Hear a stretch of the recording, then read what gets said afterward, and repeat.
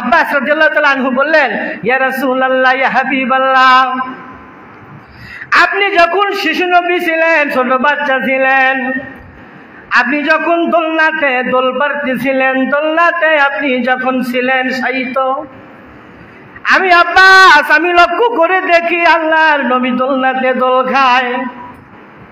আল্লাহর নবী শিশু নবী মুহাম্মদ দোলনাতে শায়িত শুয়ে আছে। চাঁদের দিকে আল্লাহর নবী চাঁদের দিকে ইশারা করে, চাঁদের সঙ্গে খেলাধুলা করে, চাঁদের দিকে অবাক দৃষ্টিতে তাকিয়ে তাকিয়ে থাকে।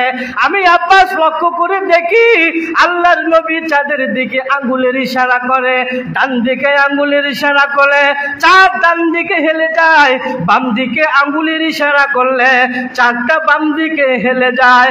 আপনি যেদিকে আঙ্গুল ঘোরান, আপনি যেদিকে আঙ্গুল ঘোরান, ওই চাঁদটা যেন সেদিকে ঘোরাঘুরি করে। ইয়া রাসূলুল্লাহ, ইয়া হাবিবাল্লাহ, আমি আপনার এই মুজিজা দেখে আমি আপনার হাতে হাত দিয়ে ইসলাম গ্রহণ করতে বাধ্য হয়েছি। আল্লাহর নবী ইসলাম গ্রহণ করতে বাধ্য হয়েছে। তারপরে যখন হালিমাতুস সাদিয়া রাদিয়াল্লাহু তাআলা আনহার ঘরে ছিলেন, হালিমা রাদিয়াল্লাহু তাআলা আনহা তাকে খুব আগলে রাখতেন। আল্লাহর নবীকে রোদে পুড়তে দিতেন না, রোদে যেতে দিতেন না। আল্লাহর নবী শিশু মুহাম্মদকে বলেন না সুবহানাল্লাহ।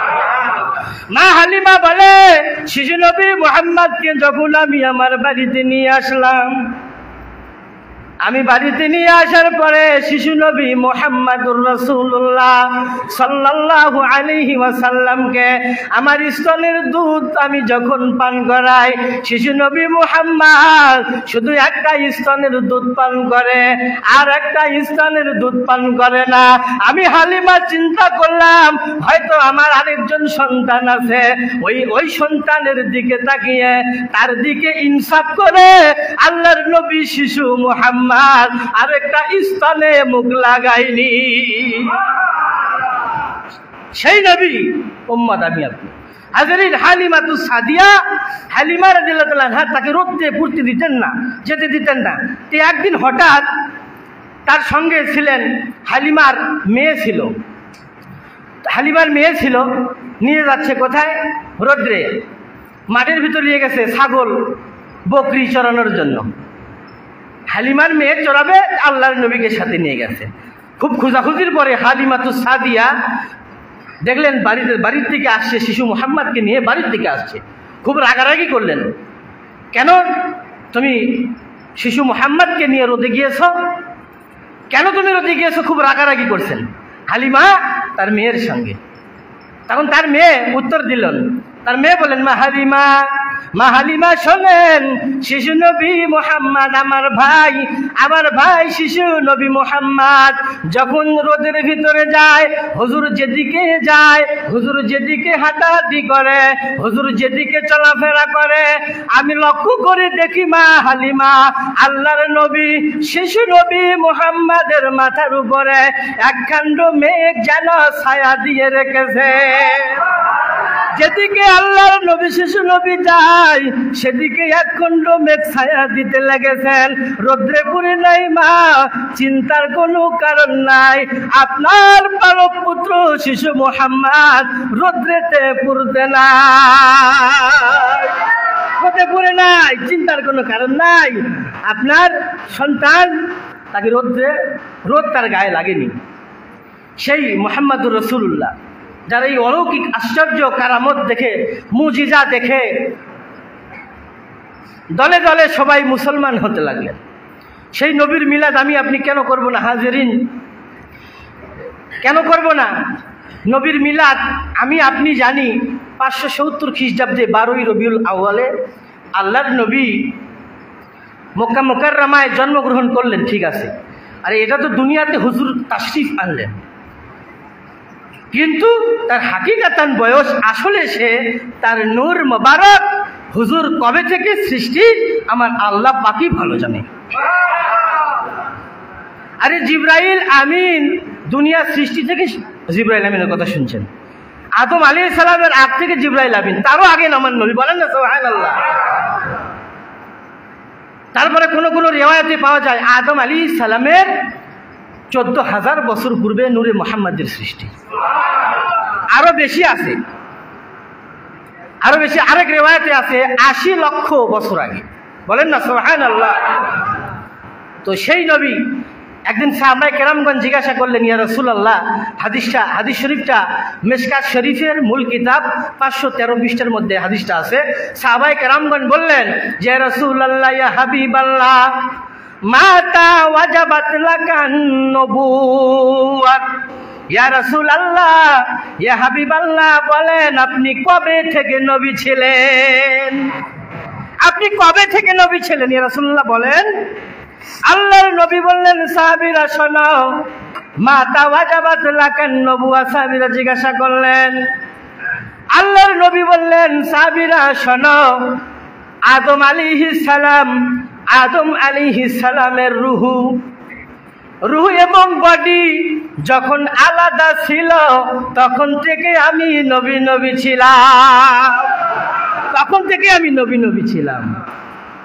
বাইনার রুহি ওয়াল জাসাদ, যখন রুহ এবং বডি পুরোপুরি আলাদা ছিল, এক হয় নাই, তখন থেকে নবী ছিলেন। তাহলে কতদিন আগে নবী? তারপরে হযরত আদম আলাইহিস সালাম, আমার আল্লাহ পাক আদম আলাইহিস সালামকে সৃষ্টির পরে আম্মা হাওয়া আলাইহিস সালামের সাথে যখন বিবাহের পরে তাদের সন্তানাদি হলো, আমার আল্লাহ পাক তাদের সন্তান দিচ্ছিলেন কিভাবে? এক জোড়া করে। কয়টা করে? এক জোড়া। হাওয়া আলাইহিস সালামের যখন সন্তান হয়, আদম আলাইহিস সালাম সন্তান হয় 2 জন করে হয়। এভাবে কয় জোড়া? 20 জোড়া। কয় জোড়া দিলেন? 20 জোড়া। কিন্তু আদম আলাইহিস সালামের সন্তান শীষ আলাইহিস সালাম যখন জন্মগ্রহণ করলেন তখন তার সাথে আর কেউ ছিল না, তিনি একা। যখনই দেয় 2 জন করে, যখনই জন্মগ্রহণ করে আদম আলাইহিস সালামের সন্তান 2 জন করে, এবার 20 জোড়া হলেন। কিন্তু শীষ নবী যখন জন্মগ্রহণ করলেন তখন আর 2 জন না, শুধু একজন উনি জন্মগ্রহণ করলেন। কারণ কি? কারণ শীষ নবী শীষ আলাইহিস সালামের কপালে নূরে মুহাম্মাদি ছিল, এজন্য শেষ করলেন, এজন্য হুজুর একা এসেছিলেন। আজকে বলা হচ্ছে যে নূরের থেকে মাটির দাম বেশি। বলেন না নাউজুবিল্লাহ। কত বড় মুরুক্ষর জাত। যদি বলেন নূর নবী, তো বলবি নূরের থেকে মাটির দাম বেশি। কিভাবে মাটির দাম বেশি? বলে আদম আলাইহিস সালাম মাটির সৃষ্টি, নূরের ফেরেশতা আদমকে সিজদা করলো, তাহলে নূরের চেয়ে মাটির দাম বেড়ে গেল না? বেড়ে গেল না? কিন্তু বুঝেনি, তাফসিরটা বুঝেনি। তো তাফসির দেখেনি, শুধু আরবি পড়ছে আর মানে করছে, তাফসির দেখেনি।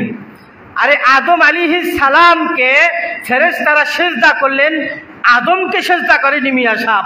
আদমের কপালে নূরে মুহাম্মাদি ছিল, সেটাকে লক্ষ্য করে সিজদা করেছে, আর মাটির আদমকে সিজদা করা হয়নি। আদমের কপালে কুল কায়নাতের আকাই নামদার মুফাক্কিরে মওজুদা সাইয়্যিদুল মুরসালিন রাহমাতাল লিল আলামিনের নূর মোবারক ছিল, এজন্য সিজদা করেছে, এমনিতে সিজদা করা হয়নি। সেই নবীর উম্মত আমি আপনি। এজন্য এই জন্য খুশি হয়ে আজকে মিলাদের মাহফিলের আয়োজন করেছি। বলেন না সুবহানাল্লাহ। মহব্বতে একবার দরুদ করি, আল্লাহুম্মা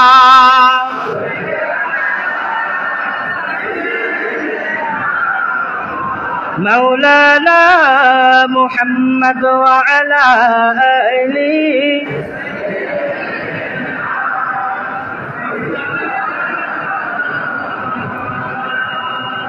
হাজরিন, ঈদে মিলাদুন্নবী,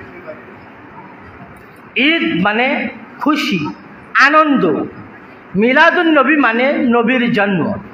তাহলে ঈদে মিলাদুন্নবীতে মিলাদুন্নবী, নবীর জন্মে খুশি হওয়ার নাম ঈদে মিলাদুন্নবী। ঈদে আল্লাহর নবীর জন্মে, আল্লাহর নবীর আগমনে আমার আল্লাহ পাকের ফেরেশতারা খুশি ছিল না? সকল কুল কায়নাতের নবী রাসূল খুশি ছিল না? সবাই খুশি ছিল, সবাই তারা খুশি ছিল। জঙ্গলের হিংস্র পশু পাখিরা তারাও নবীর আগমনে খুশি ছিল। ডান দিকে জায়গা আছে, আপনারা ডানে, উত্তরের জায়গা আছে, এবং উত্তরে চলে আসেন, গেটের কাছে ভিড় করেন না। উত্তর সাইডে অনেক জায়গা আছে, উত্তর দিকে আসেন, আর যাওয়ার জায়গা দেন, সুযোগ করে দেন, ভিতরে ঢোকার সুযোগ করে দেন, গেটের কাছে বসে থাকবেন না। দরুদ পড়েন আল্লাহুম্মা